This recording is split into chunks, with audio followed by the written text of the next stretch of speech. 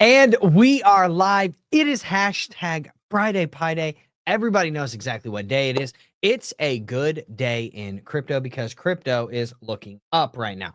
Went all the way up to $105,000, just above, right? Actually, was it just above or was it just below? I believe we actually did fulfill 105,334. 105,334. Okay. So we did hit 105,334. It's great news for crypto, man. That Trump pump is incoming, right? I truly think it's the Trump pump, to be honest with you. And we're riding high into the weekend, in my opinion, right now. Dude, we need to see that ETH get above 5K for that altcoin season to really hit, for it to really catch its legs. And I kind of covered this on my stream that I did earlier where I was doing technical analysis and stuff, but we just have this kind of like we have this weird scenario right now where Bitcoin is making and has broken market structure to the upside, where it's like making a higher high than the previous lower high that kind of had us in a downtrend. But then you have the altcoins not making a higher high, which is a little bit frustrating. So I think until we see ETH at about 5K, that's probably when we'll see alt season, which could be right around the corner. I can give you my bias on that here in just a little bit. But if you're here from the future, hello from the past. We appreciate you. Hopefully everybody's having a good week. Hopefully everybody's having a good hashtag Friday Pie Day. And obviously, make sure you subscribe to the channel and then boom, bang on that notification bell. Comment anything that you want in the relevant sections. We got a little bit of news that we're going to talk about, a little bit of Trump pump, a little bit of XRP pump, a little bit of Bitcoin stuff, a little bit of Wolfer stuff, right? We're going to talk about all the stuff. Take it from there, man. Take it from there. I'm going to start with the music because I think we need some DJ Craigie up in the building. So let's see if we can get us some DJ Craigie and then bing, bang, boom. Stream started, baby. It's going to be loud. There we go. Now it's at the proper level. Okay, so everybody's pumping, everybody's having a good time, everybody's riding high into the weekend. Hopefully you took some gains, right? We took a lot of different gains trading. You know, if you watch the streams, bing, bang, boom, not the point of this stream, right? But we do have some things that we do obviously want to talk about, okay? And so what we're going to do is we're just going to get straight into it, okay? A couple of things in the actual comment section real quick before we do anything. Jeremiah Keeter says, it is hashtag Friday Pie Day, baby. He knows what day it is. I appreciate you, my man. Thank you for always showing up to the lives. We've got Richard for boom. I'm here again. No pizza today, but I'll survive. We got to start sending you pizza to the hospital, man. We got to start sending pizza to the hospital for Richard. With that being said, let's get into what I am seeing in the market. We need a baby Drew. We don't want a big Drew. Get baby Drew on the screen, and there he is. All right. Trump plans executive order making crypto a national priority. I wonder if this has anything to do with the pump. I would say it probably does. Now, Trump owns crypto. Trump's vice president, JD Vance, which is basically a Larry lookalike.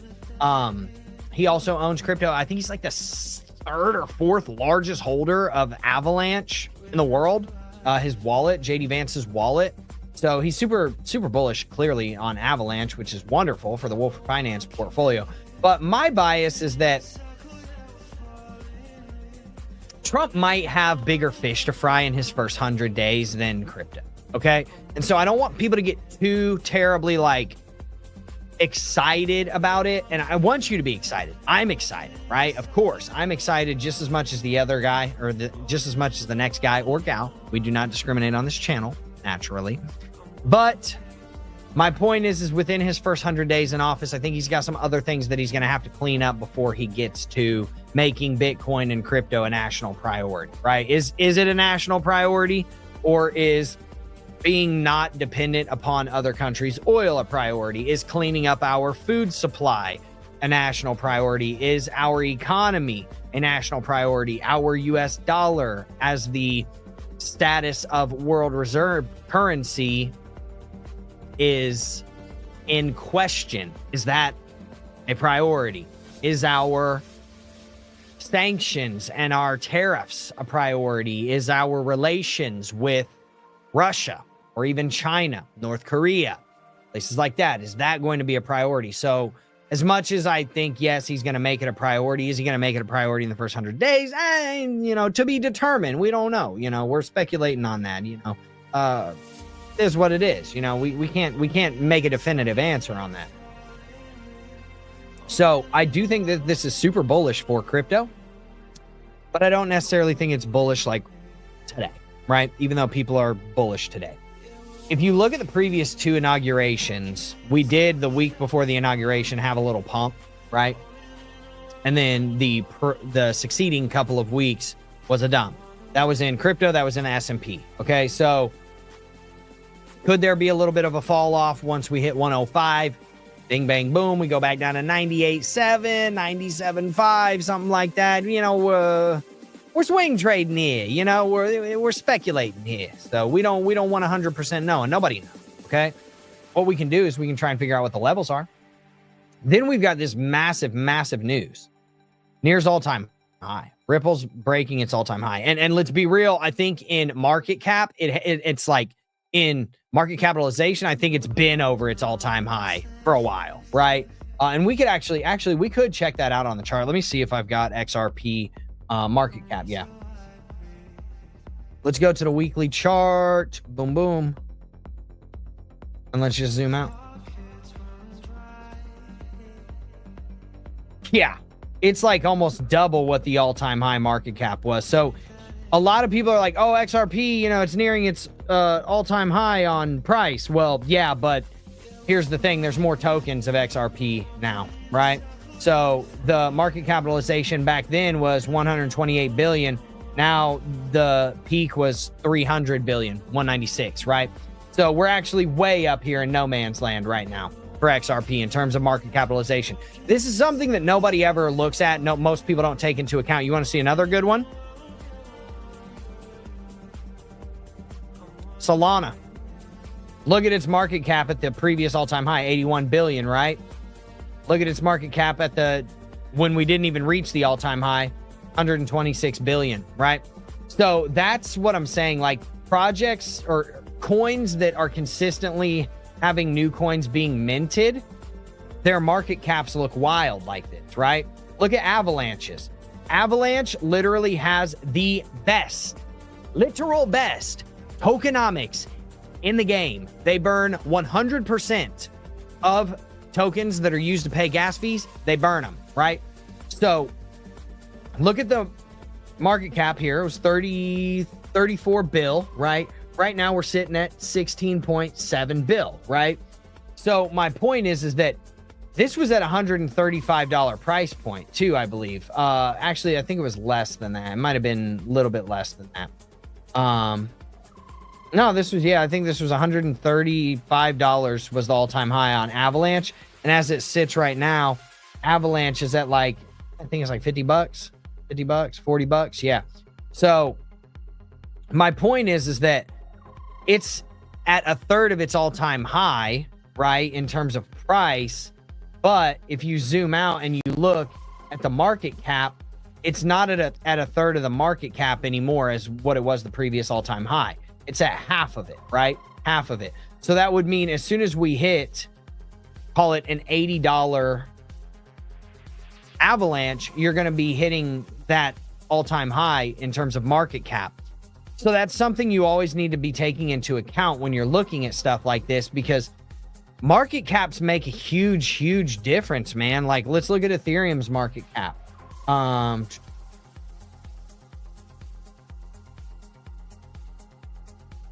Yeah, I mean, same thing you're seeing here, like $575 billion market cap. We're at 400 right now, and we're not at the all-time high. This one's a little bit closer. Ethereum has pretty good tokenomics, but then you look at the charts like these, right? Not Avalanche per se, but the Solana chart. I mean, look at this thing. It's not even at, or even, I don't think it's even close to its all-time high right now. And Solana. Okay, so it did just crack its all-time high. Okay, so we did just crack the all-time high. All right, cool. but our market cap looks like this. See the discrepancy in the chart? That's my point. So my bias. Take these types of headlines with a grain of salt, man. Like, sometimes it's just a narrative. Sometimes it legitimately is just a narrative. And secondarily, XRP got some serious news where it was like the SEC was going to basically hear their appeal, which is why you're seeing this massive pump right here, right? Why you're seeing this massive pump this week. So just take those things into account. Let's see if anybody's in the Discord. They are. There's one person in there, so we won't close it down. But my bias is take those types of headlines with a grain of salt, because it doesn't necessarily mean that you're going to see like a massive pump, because you got to take into account those market caps, man. Those market caps really matter. Okay. And if you look at something like Bitcoin that consistently has supply coming into the market as well, although it is deflationary, the supply is actually coming in less and less per each cycle, right? It still is coming in until like 2198 or something like that. It's for like the next 150 years. There will be more Bitcoin coming on the market, right? And then once it last, reward block is mined and all the Bitcoin is unlocked, then obviously it is deflationary at that point, right? Or at the very least, it has no ability to be inflated, which is great news. So that's kind of my bias. That's what I'm seeing. And then what else I'm seeing in the market right now is Bitcoin's going up, baby. I mean, it's looking pretty juicy, to be honest with you right now, which means that it could get really juicy for ETH. Okay. And if it gets juicy for ETH, that's where it starts trickling down to all of your altcoins that you're seeing, like your Avalanches, like your Solanas, like your Fluxes, and your, Ethereum's is going to be the one that drives that, right? Obviously. And then you've got your S tokens, which is, FTM has now rebranded to S, which is Sonic. And that's what we want to see. That's where our strategy starts to come into play. And I saw somebody asking about the strategy in the Discord last week, like the strategy for exit and stuff like that for the Wolfer portfolio. And honestly, the strategy, man, like, I can tell you what the exact strategy is. And I'm not going to tell you again because it's on last week's stream. We broke it down over the past like 3 or 4 week streams. Actually, I broke it down to like a super fundamental level. Like, this is what we're targeting. This is what we're doing, right? But it's dynamic. Okay. So we're not looking at it in terms of as much in terms of coins and coin value. Like, oh, if Avalanche hits exactly $99, we're going to take off X amount % here. I can absolutely do that if the markets are telling me that that's what I need to do. 100%, right? 100%. Once you start running up to resistances and key levels on these altcoins, 100% I'll start looking at it like that. Until then, the way that we're going to look at this is in terms of almost like market cap, right?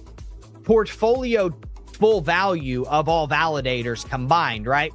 Say, okay, for example, like here's a good example. All of the validators hit a total combined value of $6 million. Boom, you take off 33% right there. Boom, you lock in $2 million, which is essentially like secures our entire portfolio, right? Then at 7 mil value, right? If it, you gotta lay out the levels of those values, right? But put it to you like this. 7 mil is literally $1 million over 6 mil in value, right? What's 1 mil divided by 6? It's 15%. So the way that you would look at it from that standpoint from there is you would look at, okay, what do I have left after liquidating 6 mil? You liquidate 2 mil at 6 mil, right? Now you have $4 million left. Then you say, okay, at a 15% pump from here, doesn't matter what coins pump it, right? At a 15% pump from here, we know that we would have been, if we had the entire portfolio left and we hadn't, taken 2 mil off the table at the 6 mil valuation, we know that after a 15% pump, that portfolio would have been worth 7 mil. So that is where, if you have the $4 million, you say, okay, what's 15% of $4 million, right? 600 grand. So you say at 4.6 mil, then you take off 25% and you say, okay, I'm going to take off 1.15 million more dollars. Boom, done, right? Now, what do you have left after that, right? You have, it was 4.6 mil, you have 3 mil 450, right? So then you figure out, okay, at a 7 mil market cap is $1 million away from 8 mil. Then you divide it again and you find like 13%. So what is 13% added on top of the 3.45 mil that you have, right? You're looking at probably somewhere in the realm of, it would be like 345,000 plus another 115,000. You're looking at $450,000, right? So then you would say, okay, from that 3.45 mil, we would say at 3.9 mil, we take off another 25% of that entire 4.8 mil that you had left over. So you take off another 1.15 mil, right? So now you have 2.75 mil because you took off another 1.15 mil, right? And then at the $9 million potential valuation, you would take off another 25%. And then you would set stop losses all the way up, trailing it so that you're guaranteed a certain liquidation value, right? And then once you get to 9 mil, you take off another, I think you would have, what did I say? You would have 2.75 mil. At that point, that's when you would take half of it off and you would have like 1.4 mil left over. And then boom, you let that ride until the cows come home and you reach the absolute bear, like bull market top, right? And then you liquidate the rest up there. And that is how you leg out of your positions profitably, right? But lock in your gains once you get to certain valuations. So can you take that as valuation from an overarching perspective, like the entire master and validator noting portfolio is worth X amount of dollars, right? Yes, absolutely. And you should take it like that at first. And then once you reach those valuations, you go and look at the coins and you say, which ones are the ones that are up the most, right? That make the most sense to take gains from, right? Which other ones have more to run, right? Say Avalanche is up at, I don't know, like almost close to its all-time high, but, Flux is still down at 75% of its all-time high. Okay, maybe you take off more Avalanche at that price point, and then on the next rip, when Flux is the one that's kind of running, because it's in, I think, the top 250 or 300, whereas Avalanche is in the top 20, you say, okay, then, once it starts trickling down to the smaller altcoins, that's when we'll take bigger profits or bigger portions of those altcoins at that point, right? And then you start offloading. Like, obviously, your big dog's going to be ETH, right? So be the first one to move. Avalanche is going to be next, right? Because it's second on the list in terms of the largest caps, right? Market caps. Then you've got FTM, right? Which is now S. That's third. It's in like the top 60 or 70. And then you've got Flux, right? So you take it level by level and you understand, like, not every chart is going to be built the same. Not every price point is going to be built the same. Not every coin is going to have the same exact run, right? So that's your plan, right? Your plan is, look, here's my overarching plan. It's dynamic. That's all I can say. I can't give people a definitive plan. Like, oh, this is exactly what we're going to do. You don't know that. And if anybody says that you do, they're absolutely 100% lying to you, and they're not keeping their pulse on the market to understand where are we going, right? And what we know is here's the levels that we're okay starting to liquidate, right? And once you reach those levels, if that's the top of the market, then you got to liquidate everything. Say that the portfolio is worth 6 mil, but that's the market top and Bitcoin's about to start just, falling off. Well, then you have to make that decision at the time and say, you know what? We're not going to try to chase further, right? Because we could start receding faster than we go up. Because the way that you go up, it's like a staircase, man. It's like whenever you're in the mall and you take the escalator, right? You go up slower. And then whenever you go down, it's like a friggin' fire pole, right? You just go down, shoom, and you go down the pole. So what I do know is that once you reach that top, it recedes extremely fast, which is why you have to have this plan enacted and understand that, like, you have to be nimble.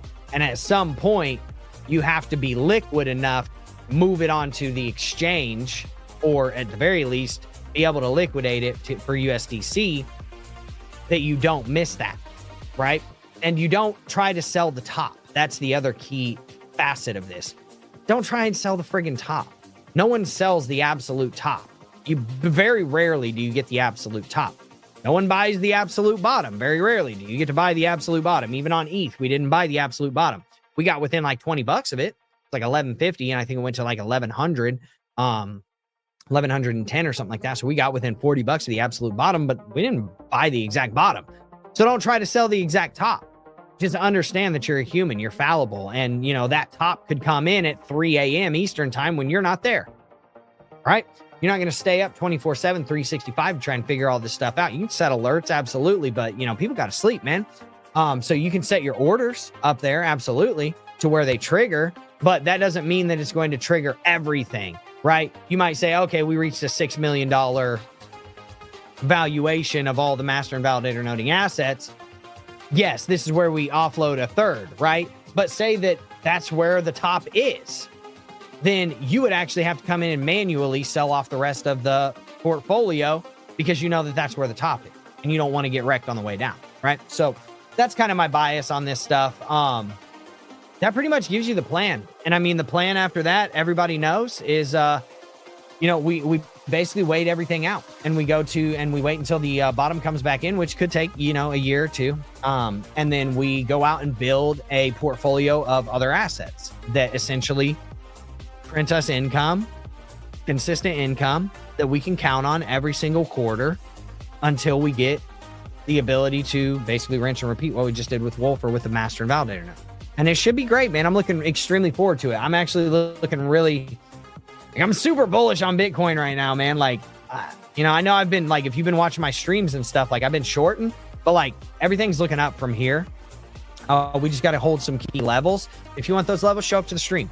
But with that being said, I'm not going to waste everybody else's time. I think I gave everybody what they came for, judging by the fact that our stream was like triple the size it was about 5 minutes ago once I finished talking about our strategy. And then as soon as I stopped talking about that, the stream went down by about 67% of viewers. So with that being said, I will let everybody get back to their hashtag Friday Pi Days.